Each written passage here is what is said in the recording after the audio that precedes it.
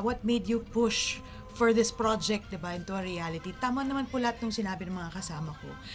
We want to give tribute to Tatay and honor the legacy of Yes. Tatay and Opo. all the other cast who were part of the show who have already passed away. Of course, that's true.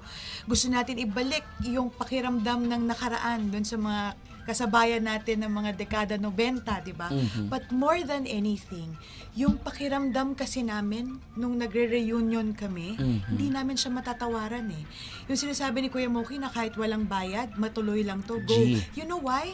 Because each and every one of us, we have our own own baggages, we have our own pains then that we go through on a daily basis. Gusto niya ring But the tumawa. thing is, when we're together, parang for some weird reason, nawawala lahat ng problema Yeah. namin. So sabi namin, bakit nga hindi natin ituloy to? Kasi yung sa pagsasama-sama natin, nakakagaan sa sarili natin What mga more buhay. yung mga manonood sa Exactly. atin. Totoo. At saka ano to, parang regalo to. Yung, di ba, nauso yung kasabihan sa social media na sa simpleng laruan or sa pagkain na hindi mo makain before, ang mapanood mo, ang third installment na The Reunion can really heal Yung inner yung child. inner child. Inner child. Di ba, usong-uso yan sa social media.